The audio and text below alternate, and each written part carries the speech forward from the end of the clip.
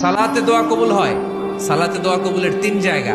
একটা হচ্ছে তাকবীরে তাহরিমার পরে আমরা সানা পড়ি না, আমরা তো একটা পড়ি।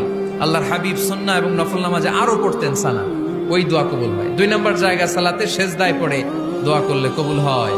আকরাবু মা ইয়াকুনুল আবদু মির রাব্বিহি ওয়া হুয়া সাজিদ ফাকসিরু ফীহি দুআ। বান্দা যখন সেজদায় লুটিয়ে পড়ে, বান্দা আল্লাহর সবচেয়ে কাছে চলে যায়।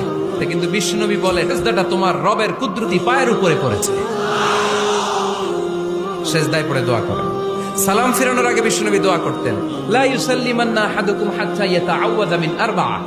আল্লাহর হাবিব বললেন, চার জিনিস থেকে পানাহ না আছে আমার কোন উম্মত যেন সালাম না ফিরায়। তারা যেন পড়ে, আল্লাহুম্মা ইন্নী আউযু বিকা মিন আযাবিল কবর, আউযু বিকা মিন আযাবি জাহান্নাম, আউযু বিকা মিন ফিতনাতিল মাহইয়া ওয়াল মামাত, আউযু বিকা মিন ফিতনাতিল মাসিহিদ দাজ্জাল। আল্লাহ কবরের আযাব থেকে বাঁচাও, আল্লাহ জাহান্নামের আগুন থেকে বাঁচাও, আল্লাহ জীবন মরণ